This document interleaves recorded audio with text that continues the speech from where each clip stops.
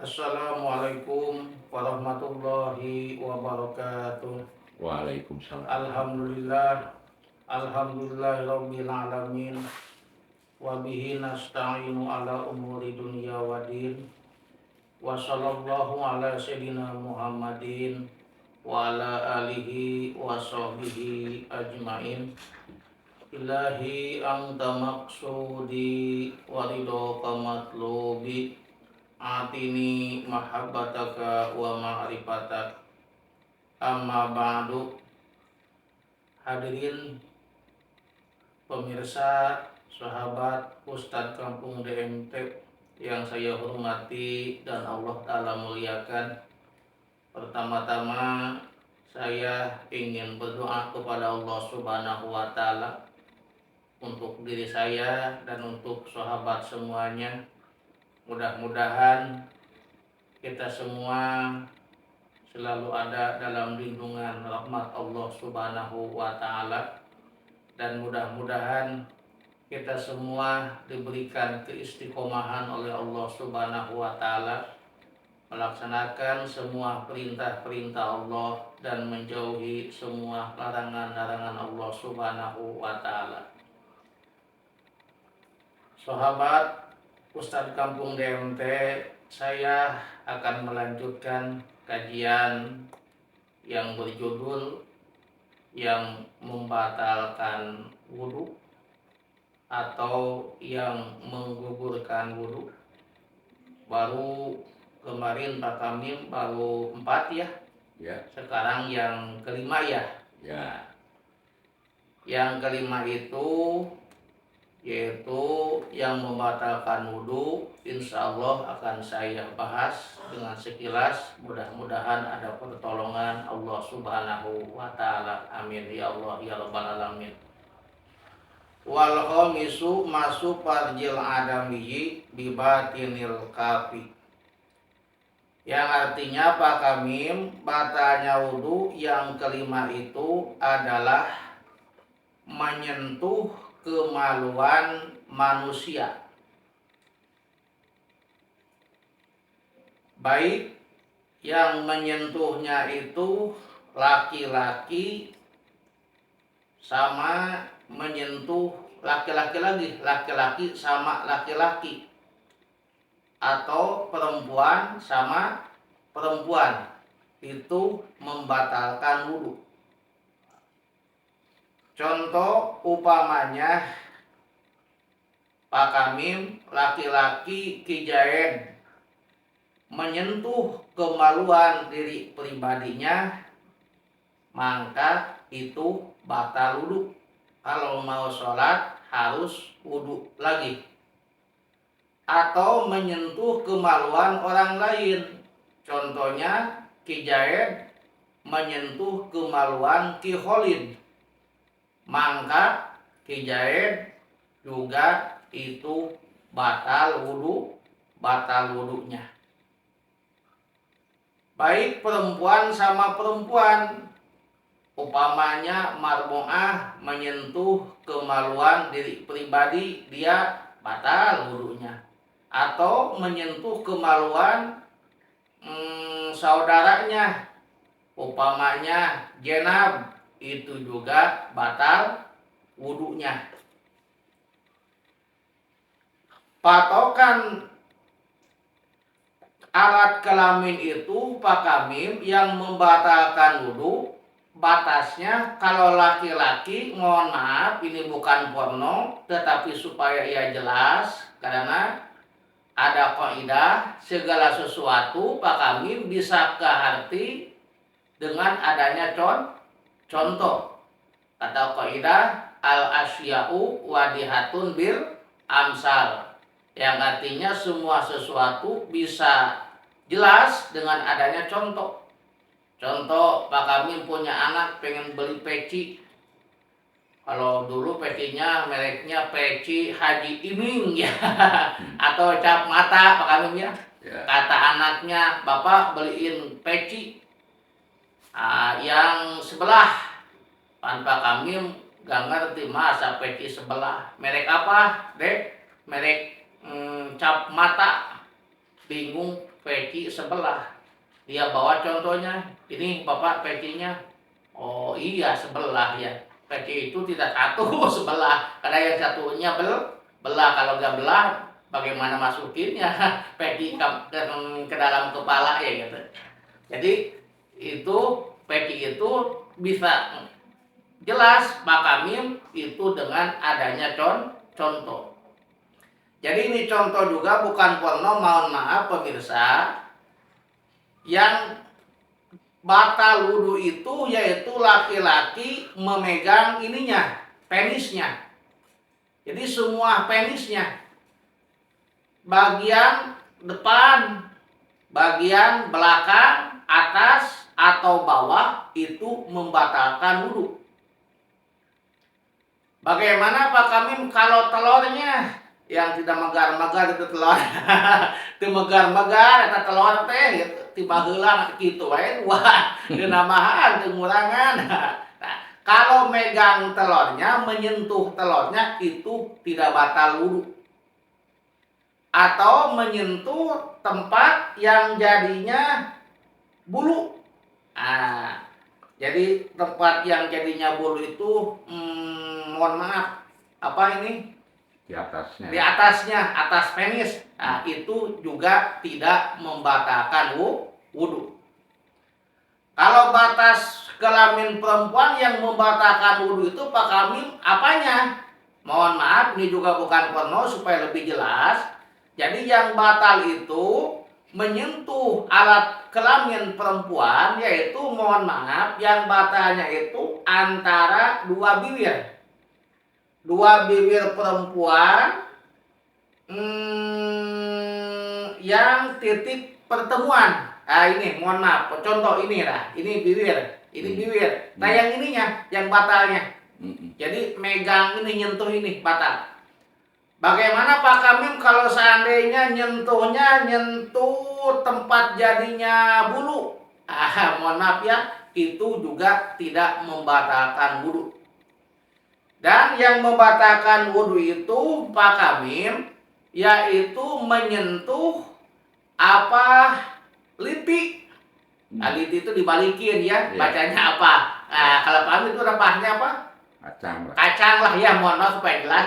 Itu menyentuh kacangnya itu batal. Nah, jadi kalau perempuan batasnya yang membatalkan wudhu itu yaitu menyentuh titik pertemuan perempuan, bibir kemaluan perempuan dan kacangnya. Selain itu tidak membatalkan wudhu. Itu baik menyentuh yang kita pribadi atau menyentuh anunya orang lain, itu batal. Itu menyentuhnya Pak Kamim mau orang yang masih kecil atau udah besar, itu batal. Sogiron kabiron gitu kalau bahasa Arabnya. Kalau yang kecil kayak anak-anak, kayak upamanya Pak Kamim punya anak, anaknya upamanya kencing, mau di apa namanya, mau di obehan ya. Obehan bahasa Indonesia obeh.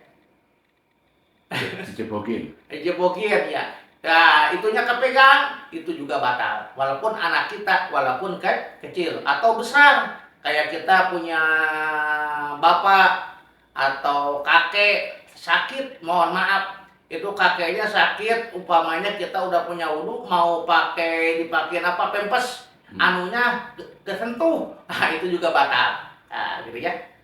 Itu baik yang hidup, baik yang udah mati. Walaupun yang udah mati itu juga batal.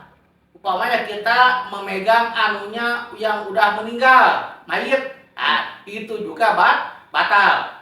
Yang batalnya itu orang yang hidup. Yang mayitnya yang udah dimandiin, diadusan, yang udah diwuduan itu tidak perlu diwuduan lagi, tidak perlu adusan lagi. Jadi yang batalnya itu orang yang hidup, yang menyentuhnya. Pak Kamim batalnya itu oleh apa memegangnya, menyentuhnya? Menyentuhnya di batinil kafi dengan telapak tangan ini. Mohon maaf ya, telapak tangan atau telapak jari. Nah ini. Jadi bagaimana kalau seandainya dengan belakangnya atau pinggirnya? Kalau oleh belakangnya atau pinggirnya itu tidak batal. Jadi umpamanya kalau andainya kita laki-laki umpamanya gatal-gatal mau sholat, mau di apa, digaro ya, Ya. digaro umpamanya ya, harus pakai ini aja. Mohon maaf ya kalau ininya penisnya oleh ininya gak batal, atau oleh ini gak batal ya. Atau mau dengan telapak tangan tapi pakai alang-alang, aling-aling, pakai halang, itu gak batal. Ya. Pakai sarung, pakai kait atau pakai apa aja itu tidak batal. Perempuan juga sama, batalnya itu menyentuh alat kelamin dengan telapak tangan atau telapak jari. Kalau oleh belakangnya atau pinggirnya itu juga tidak batal. Pak Kami bagaimana kalau seandainya kelaminnya itu alat kelaminnya alat kelamin hewan? Seperti contoh kita mau ke masjid, ada orang yang lewat bawa kambing, mau kambing laki-laki jalurnya atau itu kambing apa? Betina gitu ya. Itu kan kambing nggak pakai celana ya. Masa kambing pakai celana? Kata kita, ininya besar, dipegang umpamanya itu tidak membatalkan wudhu. Karena itu hewan, itu tidak membatalkan wudhu. Dan Pak Kamil, bagaimana kalau seandainya kita memegang itu alat kelamin jin? Kalau memegang alat kelamin jin itu ada sebagian pendapat membatalkan wudhu. Kenapa? Karena jin itu seperti manusia. Karena ada sebagian ulama yang menyebutkan manusia bisa menikah sama jin. Jadi manusia itu bisa menikah sama jin. Ada manusia nikah sama jin? Ada. Itu diantaranya istrinya Nabi Sulaiman alaihissalam. Istrinya Nabi Sulaiman itu Ratu Bilqis. Ratu Bilqis itu lahir dari ibunya jin, bapaknya manusia. Jadi nikah bapaknya Ratu Bilqis sama jin, punya anak Ratu Bilqis. Ratu Bilqis dinikah sama Nabi Sulaiman alaihi salam gitu. Itu batal. Kalau ada cerita kisah dikira juga ada, yaitu Waliullah Raden Dalam Arya Wiratanu Datar Cikundul Biar Daden Waliullah Wangsa Goparana. Itu juga beliau katanya pernah menikah sama jin ya punya anak. Ya anaknya itu kalau nggak salah itu yang ada di Gunung Gede ya.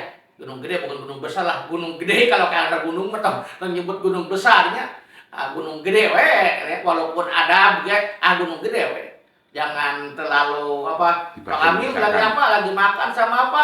Sama jengkol anom. Nah, dong jengkol anom, jengkol ngora. Iya Gunung Gede. Itu kalau nggak salah siapa namanya Pak Kamil? Raden Dalam Surya Kencana ya gitu. Itu kata cerita, sebagian cerita orang tua itu katanya putranya ada dalam Cikundul yang dari jin. Jadi bisa menikah sama jin. Jadi kalau kita memegang alat kelamin jin itu juga membatalkan wudhu gitu. Bagaimana Pak Kamil kalau seandainya ini cerita itu yang dipegang kelamin itu baik yang masih nempel atau umpamanya ada orang yang putus itunya, kita lagi jalan-jalan pas masuk ke WC mau buang air besar atau pas kita pegang-pegang atap pintu dapat ini itu umpamanya ada orang yang dibunuh itunya dipotong tapi tetap itu namanya kelamin itu batal wudhu walaupun gak nempel gitu ya. Itu ijma pendapat Imam Syafi'i itu yaitu memegang penis itu membatalkan wudu, baik yang pribadi kita atau penis orang lain, atau kelamin perempuan pribadi atau orang lain. Bagaimana kalau umpamanya Pak Kamil memegang itu, menyentuh kelamin belakang, anus. Nah, itu kalau itu memegang kelamin belakang yang membatalkan wudu itu menyentuh itunya kerod salawe na. Kerod salawe teh yang ada liut-liut itu. Mohon maaf ya supaya jelas, bukan porno. Ini ada liut-liut ini ya. Nah, ini liut-liut disebut kerod salawe karena bilangannya Pak Kamil katanya ada 25 biji. Dan disebut kerod salawe. Jadi yang batal itu menyentuh itunya. Nah, menurut yaitu kaul jadid. Nah, tetapi menurut kaul kodim itu tidak membatalkan wudu. Gitu ya. Hadirin jamaah, sahabat Ustadz Gabung DMT, sekian pembahasan yaitu yang membatalkan wudu. Mudah-mudahan ada manfaatnya, khusus untuk saya, umum untuk kita semua. Mudah-mudahan kita semua diberikan kesehatan oleh Allah Subhanahu wa taala, dohiran wa batinan, dohir batin, dan mudah-mudahan kita dijembarkan rezeki oleh Allah, dan mudah-mudahan kita dijauhkan balahi oleh Allah Subhanahu wa taala. Hud masuk pada makadar. Akhirul kalam. Assalamualaikum warahmatullahi wabarakatuh. Waalaikumsalam.